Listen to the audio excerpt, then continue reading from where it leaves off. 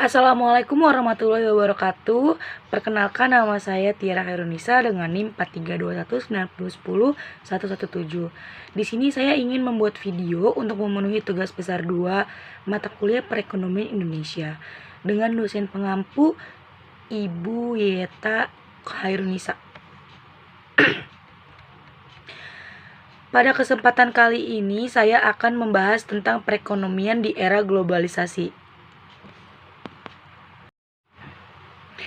Perlu kita ketahui bahwa globalisasi bisa membentuk hubungan antar manusia atau bangsa di seluruh dunia melalui perdagangan, investasi, perjalanan, dan budaya.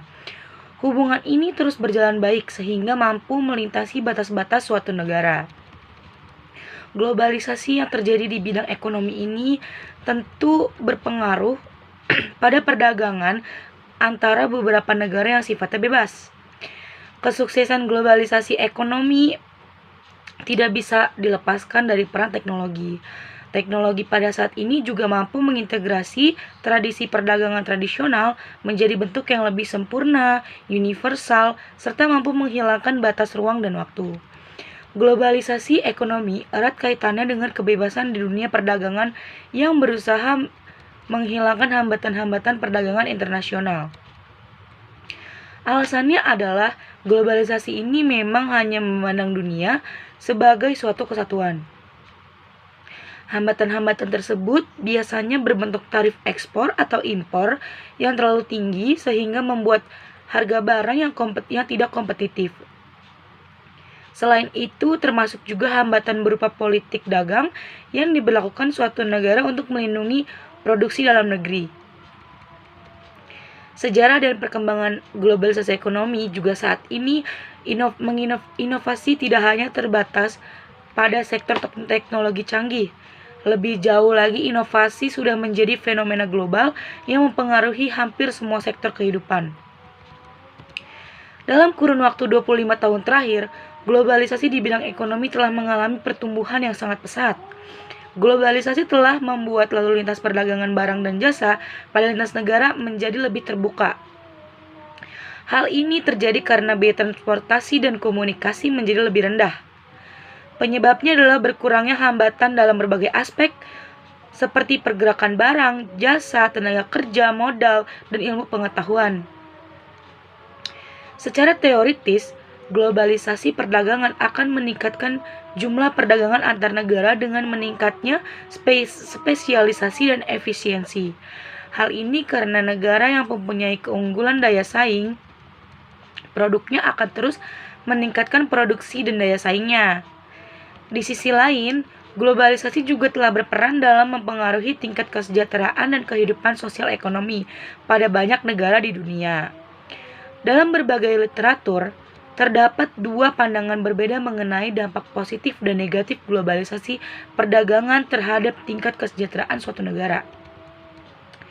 Peningkatan penggunaan kecepatan data dalam internet ini merupakan inti dari globalisasi dan ekonomi digital dalam menghubungkan seluruh moda dunia. Saat ini penggunaannya telah tumbuh 45 kali lebih besar sejak tahun 2005. Beberapa ahli memperkirakan fenomena ini akan meningkat 9 kali dalam 5 tahun ke depan. Kondisi ini tentu diiringi dengan meningkatnya jumlah pengguna arus informasi, penelusuran searching, komunikasi, video, transaksi, dan lalu lintas intra-company. Meskipun globalisasi ekonomi sudah meluas sejak munculnya perdagangan antar negara, pertumbuhannya naik drastis dalam kurun waktu 20-30 tahun terakhir. Salah satu penyebabnya adalah berkat kerangka kerja General Agreement on Trade and Trade dalam Organisasi Perdagangan Dunia. Semua negara pun perlahan menghapus hambatan perdagangan dan membuka akun lancar dan akun modalnya. Strategi Indonesia dalam menghadapi ekonomi global yaitu beberapa perusahaan menganggap persaingan di era globalisasi adalah tantangannya yang bisa dijadikan peluang untuk mendukung pertumbuhan ekonomi di Indonesia. Indonesia memiliki potensi yang tinggi bersaing di era ini, terutama dalam jumlah penduduk yang besar dengan jumlah skill yang dimiliki. terbukti dalam pengguna internet yang terus meningkat, termasuk sumber daya yang melimpah, sangat berpotensi untuk memenangkan persaingan. Namun demikian, masih ada beberapa potensi yang menjadi penghambat untuk bersaing di era ini. Salah satunya belum tersedianya infrastruktur digital yang memadai, dan masih adanya perbedaan pemanfaatan dan penguasaan teknologi di berbagai daerah termasuk kota dan desa, serta adanya peraturan khusus yang mengatur ekonomi digital. Berikut ini ada 7 top skill yang harus dipersiapkan oleh SDM di Indonesia. Yang pertama ada complex problem solving. Jika sebuah negara mampu menghasilkan inovasi melalui pemanfaatan teknologi, bisa dikatakan bahwa telah mendukung globalisasi ekonomi. Teknologi juga dimanfaatkan untuk membuat prediksi di lingkungan yang kompleks dengan cara melakukan penelitian dan kajian dari pengetahuan tertentu. Meskipun tidak bisa dipungkiri bahwa dengan masuknya globalisasi akan semakin banyak masalah yang akan dihadapi. Namun dengan adanya inovasi serta sistem operasi produk, barang, dan jasa yang kompleks, maka akan selalu ada solusi dari setiap permasalahan. Yang kedua, ada critical thinking. Tingkat pendapatan global dapat berdampak nyata bagi kualitas hidup populasi masyarakat di dunia. Hal ini karena teknologi menghasilkan harga murah dengan keuntungan jangka panjang dalam efisiensi dan produktivitas. Dengan teknologi, biaya transportasi dan komunikasi akan menurun, logistik dan rantai pasokan global lebih efektif, dan biaya perdagangan akan berkurang. Semua ini akan membuka pasar baru dan mendorong pertumbuhan ekonomi.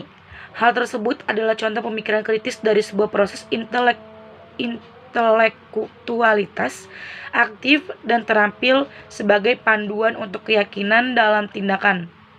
Secara umum, ini didasarkan pada nilai intelektual universal. Yang ketiga itu ada creativity. Teknologi mengakibatkan permintaan akan pekerja terampil meningkat sementara permintaan pekerja dengan pendidikan rendah menurun. Dalam hal ini, teknologi merupakan salah satu alasan utama mengapa pendapatan tidak mengalami kenaikan, bahkan menurun bagi sebagian besar penduduk di negara-negara berpenghasilan tinggi. Yang ketiga ada people management. Manajemen SDM menegaskan pada konteks seseorang yang mampu mengarahkan pada hasil kuat dan berkelanjutan. Caranya adalah dengan meningkatkan keterlibatan sumber daya manusia yang bekerja untuk mereka, sehingga hal ini berdampak langsung pada pekerja kelas bawah. Selanjutnya ada coordinating with other. Teknologi di era globalisasi sektor ekonomi begitu krusial, sehingga membutuhkan bantuan yang efektif untuk meningkatkan skala keuntungan ekonomi. Karena itu dibutuhkan keterampilan berkoordinasi yang baik. Cakupannya adalah kapasitas untuk mengatur dan menghubungkannya dengan keseluruhan alur kerja, mencakup penanganan krisis, rintangan, atau interupsi yang tak terduga. Selanjutnya itu emotional intelligence. Digitalisasi memiliki kemampuan untuk memacu setiap informasi yang diterima oleh masyarakat, sehingga setiap orang bisa mendapatkan berbagai informasi yang baik yang bersifat lokal dan internasional.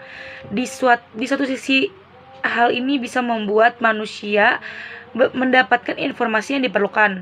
Namun di sisi lain akan menjadi beban berlebih atas seluruh proses informasi yang ditetapkan oleh setiap manusia atau masyarakat.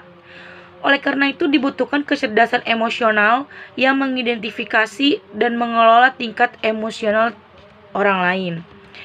Selanjutnya itu ada judgment and decision making. Keputusan yang baik membutuhkan tujuan yang jelas, terstruktur, spesifik, realistis, dan disepakati oleh beberapa pendukung. Tidak hanya perusahaan yang siap menghadapi kondisi ini, hanya perusahaan yang didukung oleh infrastruktur yang memadai, sistem yang efektif, serta manajemen yang baik memungkinkan untuk bersaing di era ini. Sekian video saya mengenai perkembangan ekonomi dalam era globalisasi. Kurang lebihnya mohon maaf. Wassalamualaikum warahmatullahi wabarakatuh.